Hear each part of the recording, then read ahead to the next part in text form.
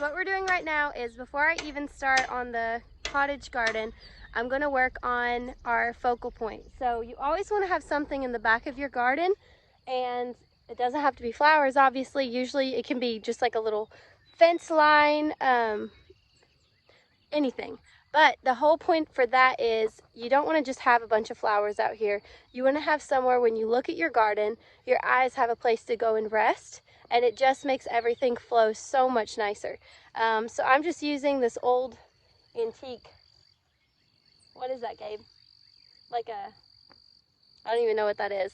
I got it at the antique store, and I am going to just put that there, and then I may put a few picket fences around it. I don't know.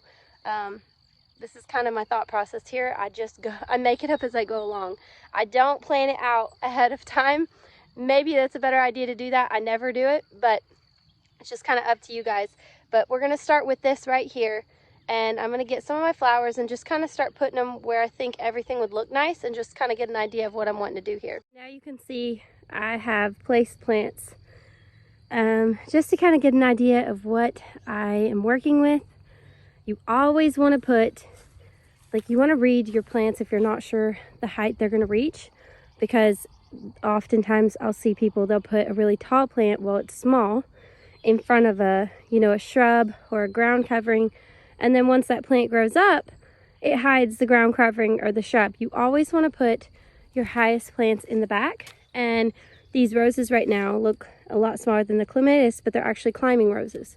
So what I think I'm going to do is try to get some, actually I've got some fencing at the house at the other farm, and I think I'm going to get that, maybe put some, like a little picket fence right here and right here, and then those roses right there are going to just cover the picket fence and kind of go out. This clematis eventually here will be all over that.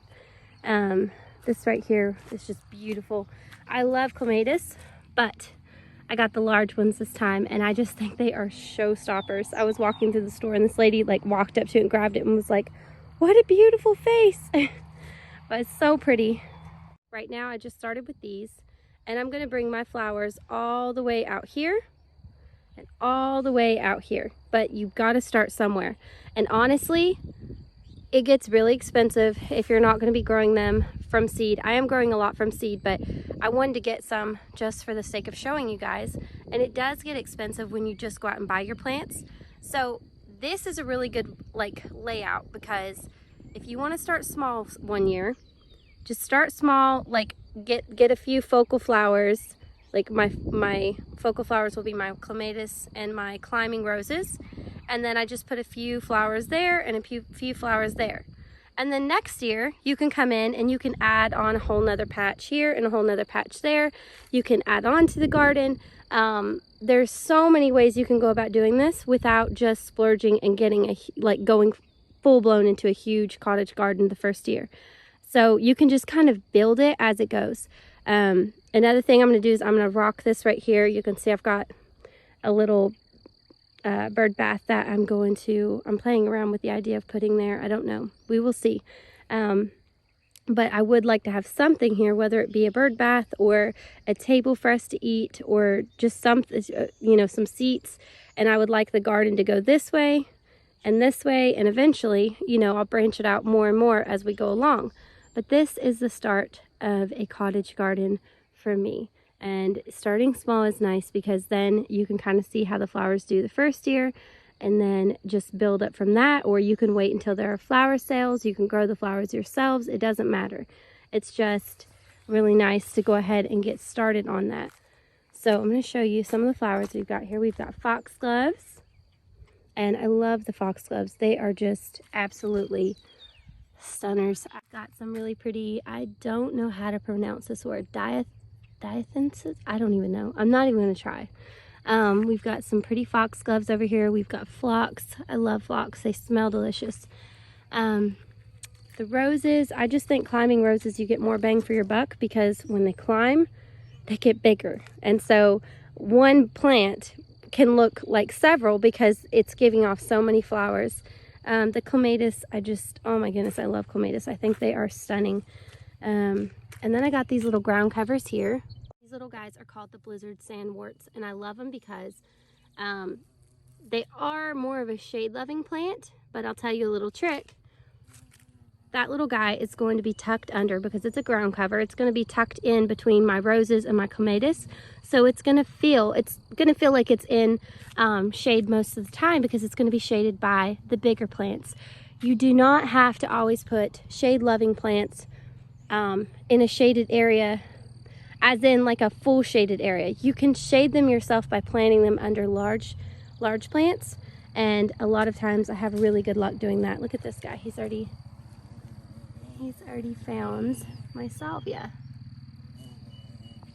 So this is a really pretty bit we've got going on here. We've got some salvia, we've got some yarrow, we've got some daisies, we've got some mini roses. I love mini roses. They are so pretty, especially when you plant them underneath the big ones. They just, I don't know, they are beautiful. This guy right here I have been looking for forever. These are the prettiest flowers and they bloom in the wintertime. I'm trying to get an idea if I want to have a bird feeder right here or if I just want to forgo the bird feeder. But I went ahead and poured a little bit of rock just to kind of give myself an idea. I can kind of get a visual in my head of what I'm trying to do. So this is what's nice about designing your own garden. You can kind of play around with different things just to kind of see what works and what you think looks good and what doesn't look good. Move everything around before, just don't, whatever you do, don't go out and just start sticking plants in the ground. You want to kind of rearrange it a few times and get something in your head before you go ahead with actually finishing the garden. Right now, you just kind of have to keep in your head that this is not the finished product. This is just the beginning, and it's a part of the blank slate and the canvas that you're building. So you want to make sure that you remember this is not going to be this size forever. It's going to double, sometimes triple in size. So make sure that you're placing everything accordingly. We have a steady supply of that rock that is not my favorite, but we have a supply of it. So I'm going to actually put that down, and then I'm just going to get a few bags of pea gravel and spread it over the top. So that way it will kind of appear as if I've got it down there. But I'm not making that big purchase yet this year. You can also mulch it. It's a lot more cost effective. But right now, we've got all that gravel that I'm just gonna have Gabe dump here for the time being. He's waving, you guys. So, you gotta do what you gotta do.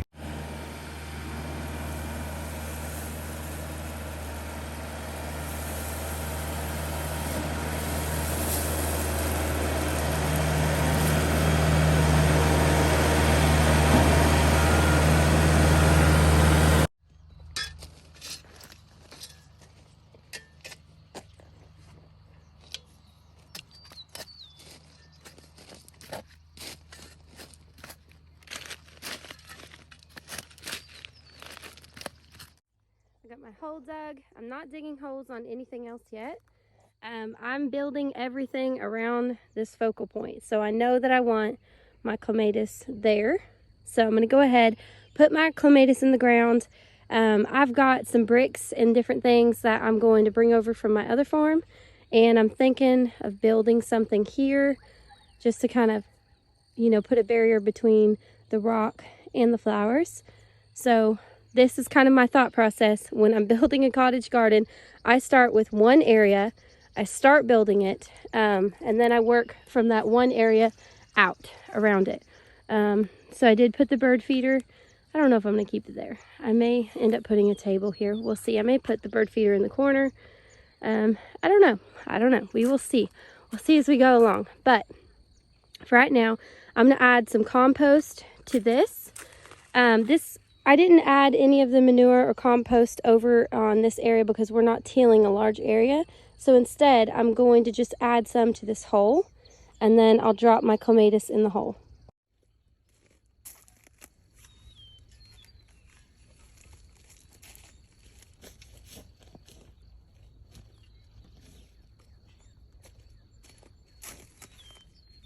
Add one more.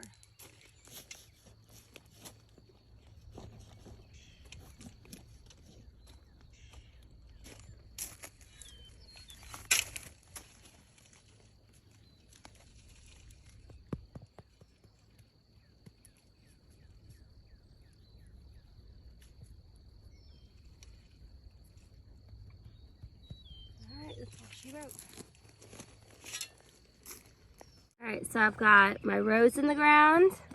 I've got my little ground covers in the ground.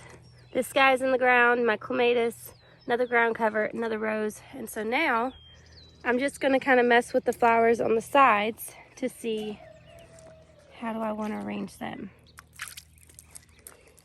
The boys filled the bird feeder or the bird bath with water. Is that fun, buddy? Swim. You want to swim in it? Swim. Idea.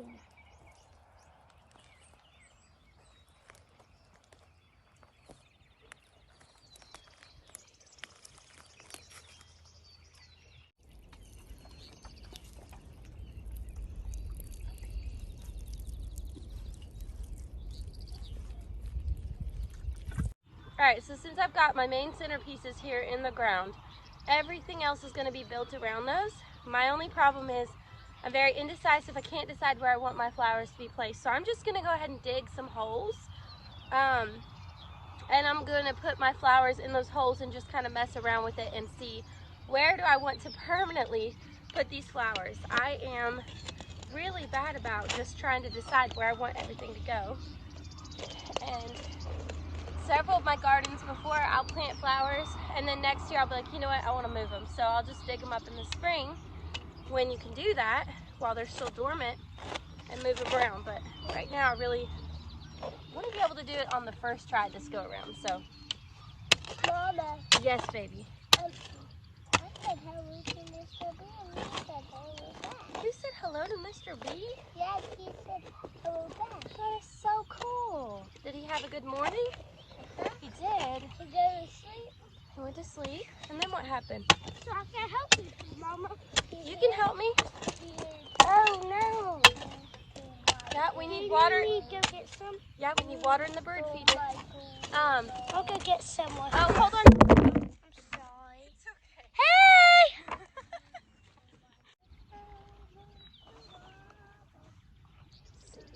We like that. What do you think, guys? You like that? Yeah. I think I like it.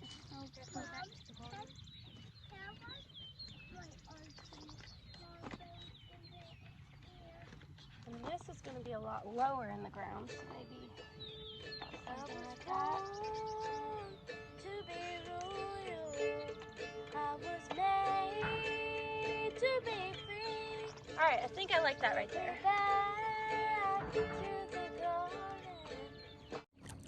I had set all the flowers up before, just above ground in the pots, but honestly, if you dig the holes and sit them down in the holes, it just gives you an idea of what exactly you're going to see, because there's a lot more height when they're in their containers, but when you put them down in the holes, it just gives you a more realistic visual of what you're actually going to be seeing with these flowers. So I got this one sitting in the pot right here, and I think it's good. I like it right there.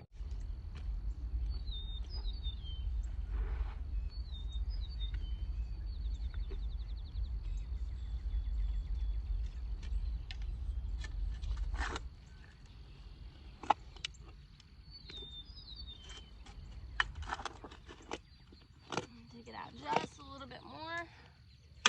I'm going to add some compost to my hole.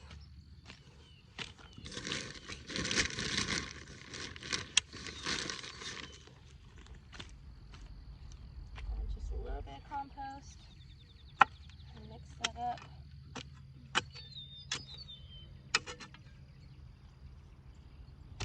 And then drop the plant down in here.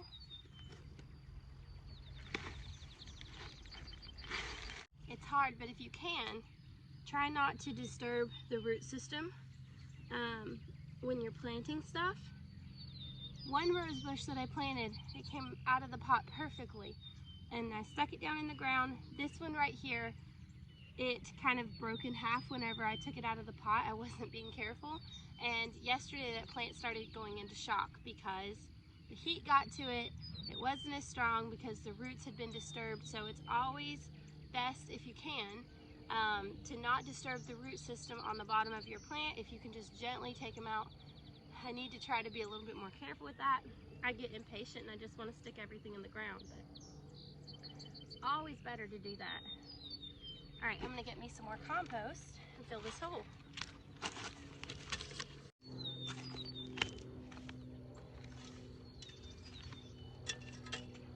You wanna make sure that you pack everything down, because again, that just creates problems for your plants. So you wanna make sure that you're packing your compost or your soil, whatever you're putting around it. Make sure that it gets down in there, all the way down to the bottom of those plants' roots where you just sat them in the hole.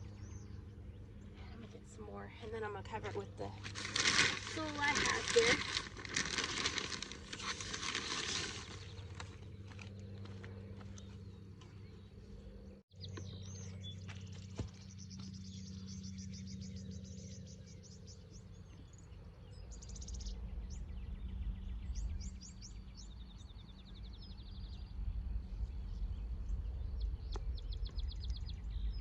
Another thing, when you're planting cottage garden flowers, you can plant them a lot tighter together.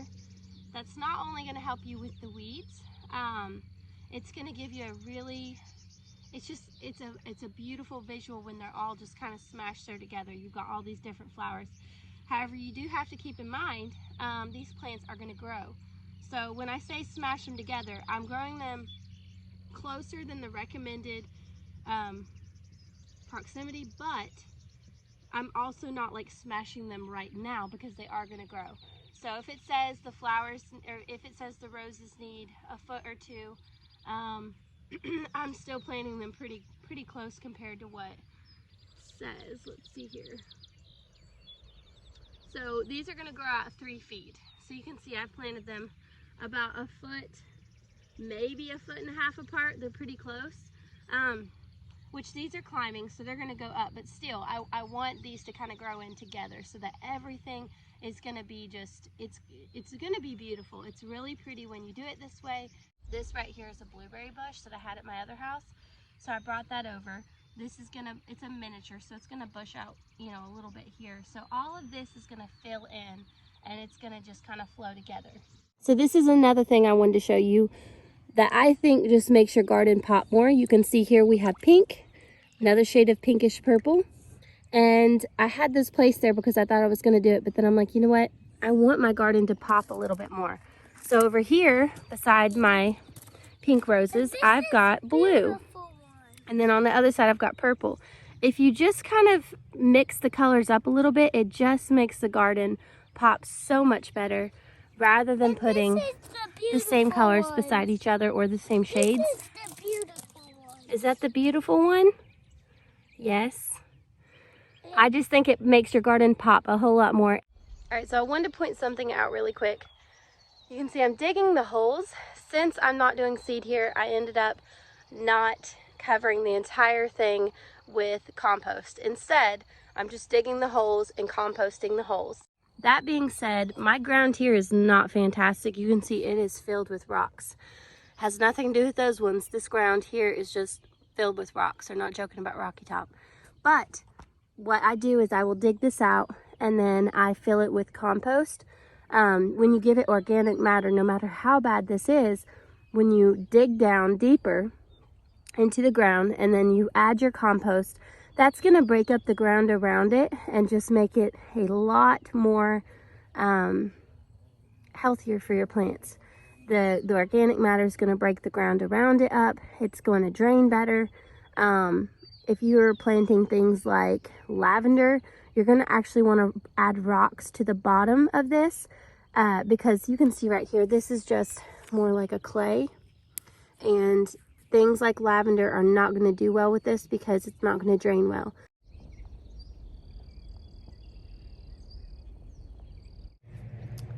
We're coming along a little ways. I've got a few more things in the ground. Put my rose right here and the other mini rose right here. You always, let me move this out of the way. It's always best to kind of keep things a little bit symmetrical in some areas because it just balances and it's so much easier for your eyes to look at. Right here, I really think I'm gonna just drop this climber into this hole because I really wanna have some sort of fence right here, even if I don't get it up within the next few weeks. I'm looking for like a white picket fence just to kind of let these roses right here climb along that. So let's back up a little ways so you can kind of see what I'm doing. We've got a lot going on here. All right, so we're actually gonna pause it here for this week, and then we're gonna come back next week and finish out the whole garden. So I hope that you guys are kind of enjoying the process. I love making flower gardens. It's my absolute favorite thing. So this has been really fun for me. I know the thought process seems crazy, but in the end, it's gonna be beautiful. So I'm excited, and I hope that you guys join us next week to see the end result of our garden.